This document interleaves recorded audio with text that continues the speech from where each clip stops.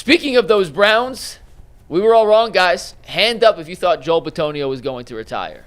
All our hands are going up. 100%. And guess what? We were all wrong because Joel Bitonio has officially announced he is coming back for a 12th and final season with the Cleveland Browns. Dustin, what do you think changed for Joel Bitonio in terms of all the wind was leaning towards him retiring, and now he's coming back? Well, I think the most important thing in this situation with a guy who's been in the league for 11 plus years is his health and how he feels, and having conversations with the people you care about most, which is your family, you know. And I'm guessing, being a player that was around Joe Thomas for a good portion of his career, he understands what it takes to play at a high level as you're a double-digit year veteran in the league. And if he didn't feel like he could play at a Pro Bowl caliber level, the guy wouldn't be coming back. You never want to I would never want to hang it up when I felt like I could still play at that sort of level. Mm-hmm. Some guys do. Some guys are like, I'm good. I mean, this guy is as much of a professional as I've ever been around, covering a team. Heck, even being a player in a locker room. There aren't many guys as special as Joel Bitonio. I think we're really lucky that he's going to come back for this year, because they need some veterans to continue to sort of steer this ship in the right direction. Because I don't know that there are many guys on that roster that care and want to be a part of this as much as Joel Bitonio does. So I'm pleasantly surprised that he has opted to make his comeback for his 12th year. I think that it speaks to who Joel Bitonio is as a person, because from the outside looking in, you see what this roster is. You see the cap situation. You see how bad things have been. And yet you say, you know what? Those is my guys. Like, I want to go out. And the funny thing is, I know I said Joe, but I was on the part where I said Joe Bitonio is probably going to retire. But I was listening to his press conferences, towards the end of the season, like his last games and all those things, and everybody was pointing out how well he was playing at the end of the season. At the beginning of the season, the whole offensive line was bad. But towards the end of the season, like his last 2 or 3 games, to him, he thought he was still playing exceptionally well. So to him, in his mind, he's like, I still got it. Like, I haven't fallen off yet. And that's how guys feel. If I'm going to disrespect this game, then I need to move on, especially if I'm going on my 12th season. Like, if I'm not going to be the player that I once was, then let me get out the way.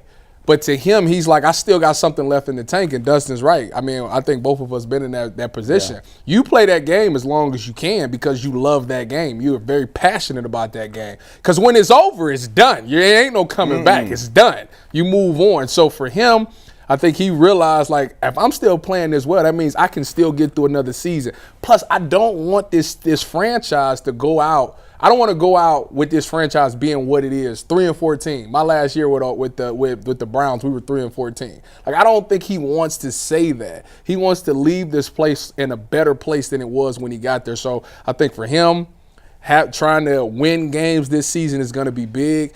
But also having that responsibility, and I don't know if he wanted it or not, but it's going to be bestowed upon him. They drafted Zach Zinter last year in the 2nd round, or in the 3rd round, 4th. Third round. 3rd round. And when he was out there, he didn't look well. And if you're a true veteran on a team, you take accountability to that. Like, he's part of my unit. That's our group. When I was in Seattle, they said that whoever the worst person is, that's how we're judged as a unit. Like, we got the Earls and the Cams and all of them, but people care about the worst guy. If he looks trash, then that means that we didn't do our part. And I think Joe Bitonio is in that same vein, that Zach Zinter didn't look well when he was out there. And he's like, that's on me. Like, if this is going to be my last year and I know he's going to be the guy taking over for me, maybe it's not him. Maybe he's taking over for Wyatt Taylor, whoever the case may be. I need to make sure this guy is ready, because if that's the case, then I can't feel comfortable leaving. Like, I can feel comfortable leaving if I know this next guy is going to ball. So I think Joe Bitonio, outside of him playing exceptionally well for his last season, I think he's going to make sure he get those young guys ready, and that's kind of his parting gift to the Cleveland Browns. It's great. I mean, it's great to have him on the team. I'm shocked that he's not retiring after he said he was undecided just a couple of weeks ago. I was leaning in a direction, but I'm glad to be pleasantly surprised. And he obviously is a great influence, a great leader. He's great with the media. He's fantastic. He becomes the second longest tenured Brown since Phil Dawson. Well, yeah, Phil Dawson. Well, Joe Thomas, then Phil Dawson. Yeah. Well, he passes Joe. So Joe played 11 years. Phil Dawson played 14. He's the only player. Once Bitonio plays a game this season, he'll be the only player besides Phil Dawson to play more than 11 years for the Browns since Clay Matthews did it into the 90s, and Ozzie Newsome, I think, last year was 1990. Charlie Hewlett didn't make it that long? I thought he played like a decade, didn't he? Let's see. I'm going I'll to look up Hewlett. While I look up Hewlett, let me ask you guys a question. Yeah. The Bitonio news immediately makes me think, and I already had this thought, but even makes me think it even more is going to come true. They're drafting a quarterback at 2. How crucial and important could a guy like Bitonio, a guy who's seen everything at the NFL level, be towards helping a new rookie quarterback understand defenses, understand protections, and how important is that relationship to have a guy like that on the offensive line for whoever the Browns draft at quarterback, whether it be 2, 33, whenever? Go ahead. No, I mean, I think it's big. Yeah. I do. I think it's big because the team doesn't have a lot of veterans on that offense that you can rely upon. And he's one of those guys that through thick or thin, it doesn't matter. Like, he's going to – the guy wears brown and orange, on his sleeves. Like, the guy is a diehard lifer with the Cleveland Browns. Adam just mentioned how long he's been here, 12 years. Like, this will be the second longest tenure Brown of all time. I mean, yeah, this guy's going to help – because I think he cares about where this franchise goes beyond when he plays. Yeah. Which is something that's really special about this individual player, is that he does care about this organization, and there's not many guys out there that do. So 100%, even if he's here for a year with the rookie quarterback, like, he's going to give it his all, and he's going to help this organization, at least in his mind. He's going to give it everything he has so that they can win, obviously in the short term, hopefully for his sake, because he's going to be here for this season, and then for the long term. And then when you got a rookie quarterback in there, the thing about Joe Bitonio is he's going to demand everybody be ready. It's not like guys go in that game and not ready. Like, I know this is Joe Bitonio's last season, so therefore I want to make this a memorable season. Do we know it's definitely going to be his last? I mean, it's the last year of his contract. Yeah, well. So they probably not. Ain't it the last year of his contract? It is. I'm pretty sure. It is, yes. Okay, yeah. So I don't think. And he said, Ty, sorry to interrupt you, but he said he either had 1 or 2 more years left before last season.